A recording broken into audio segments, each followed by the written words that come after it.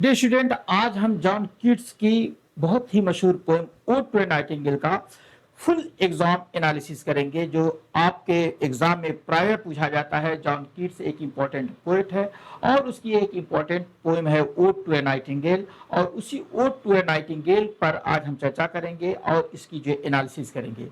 Odd to a Nightingale पर प्राय exam में क्वेश्चन पूछे जाते हैं और बहुत ज्यादा क्वेश्चन पूछे जाते हैं, इसलिए आप वीडियो के अंत तक बने रहिए, क्योंकि आपको वीडियो में आपको कई क्वेश्चन के आंसर मिल जाएंगे कई तरीके के। इससे किसी भी प्रकार से अगर जो है ओड टू ए नाइटिंगेल पे क्वेश्चन पूछे जाते हैं तो आप उसको आंसर करने में सक्षम रहेंगे यदि आप वीडियो के अंत तक बने रहते हैं।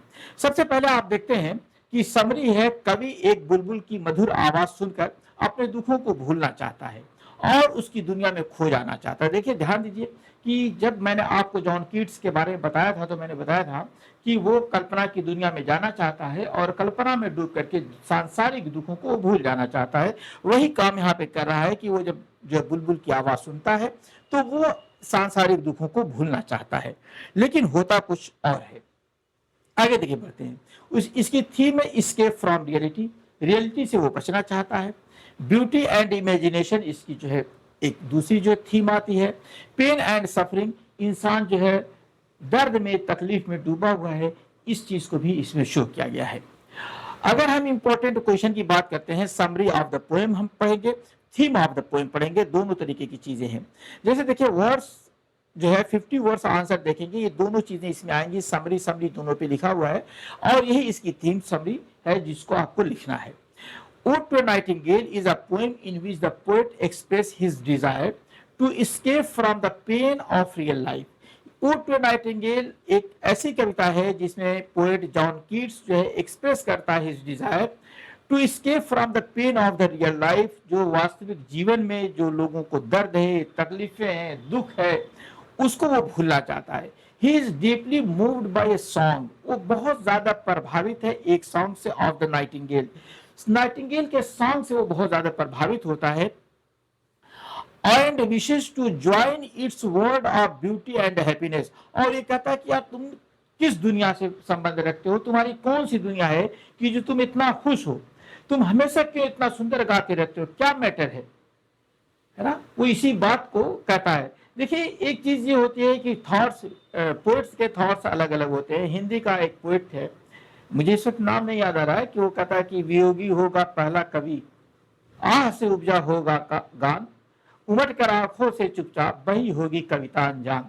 तो लेकिन यहाँ पे कह रहा है कि ये जो तुम गीत गा रहे हो, नाइटिंगेल को एड्रेस करके कहता है कि जो तुम गीत गा रहे हो ये बहुत ही सुंदर गीत है, और इसकी पीछे की वास्तविकता ये है कि तुम एक जो है बहुत ही हैप्पी वर्ल्ड के निवासी हो और मैं उसी दुनिया में खो जाना चाहता हूं, वो ये बात कहता है। अगर हम इस पे 200 वर्ड्स पे बात करेंगे तो ode to a nightingale is one of the most famous poem by John Keats. ये जॉन कीट्स की जो बहुत मशहूर पोएम है उसमें सबसे मशहूर पोएम है, अर्थात ode to a nightingale. In this poem the poet expressed his feeling of sadness and his desire to escape from the painful realities of life. वो क्या करता है कि इस पोएट में बेसिकली पोएट जो है एक्सप्रेस करता है हिज फीलिंग, वो अपनी फीलिंग को एक्सप्रेस करता है ऑफ सैडनेस, सैडनेस जो वो उदास है, जो उसकी परेशानी है, उस परेशानी को वो इसमें जो है प्रस्तुत करता है, और वो अपनी इच्छा प्रस्तुत करता है कि मैं इस जो है दुख से भरे हुए संसार, अर्थात इस दुख भरे हुए जीवन से कुछ समय के लिए छुटकारा पा जाऊं, पेनफुल रियलिटीज ऑफ लाइफ से। He hears the beautiful song of the nightingale, और जब वो नाइटिंगेल के सुंदर गीत को सुनता है एंड बिकम्स फैसिनेटेड, और उसकी तरफ मोहित हो जाता है, आकर्षित हो जाता है, फैसिनेट हो जाता है, मोहित हो जाता है, बिल्कुल उसकी तरफ आकर्षित हो जाता है। द नाइटिंगेल रिप्रेजेंट ब्यूटी, जो नाइटिंगेल को वो प्रस्तुत कर रहा है वो किस प्रकार से प्रस्तुत कर रहा है, ब्यूटी, जॉय एंड इमॉर्टलिटी, वो उसकी इमॉर्टलिटी को प्रस्तुत कर रहा है कि ये किस तरीके से है कि इसका जो गीत है वो इमॉर्टल कैसे हो गया है, किस तरीके से ये अनश्वर हो गया है, अर्थात ये किस तरीके से हमेशा रहने वाला हो गया है, वो इस बारे में सोचता है और इस बारे में वर्णन करता है। While human life is full of suffering, जबकि मानव का जीवन तो जो है सफरिंग से, दुखों से भरा हुआ है, और इसमें सबसे बड़ी चीज है डेथ है। डेथ तो नाइटिंगेल की भी आती है, लेकिन वो ये नहीं समझ रहा है और वो ये कह रहा है कि फुल ऑफ सफरिंग है एंड डेथ, दुखों से भरा हुआ है, मौत से भरा हुआ है। The poet wishes to leave the real world, और पोएट जो की इच्छा है कि मैं इस वास्तविक दुनिया से क्या करूं, लीव कर जाऊं, निकल जाऊं, and enter the world of the nightingale, और मैं नाइटिंगेल की दुनिया में चला जाऊं।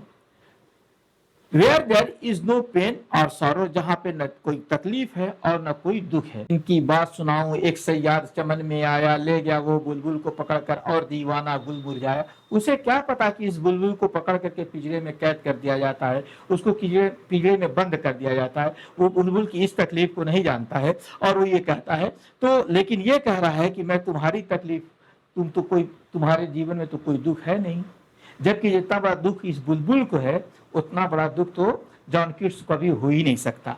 बात आगे बढ़ती है। However towards the end of the poem, poem के अंत में, the poet realize that this escape is temporary and that he must return to reality.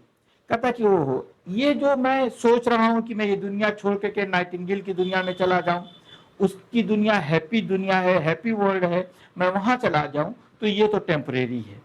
मैं दूसरे की दुनिया में कब तक जिंदा रहूंगा? तो दूसरे की दुनिया में आप बहुत ज्यादा देर तक जिंदा नहीं रह सकते हैं।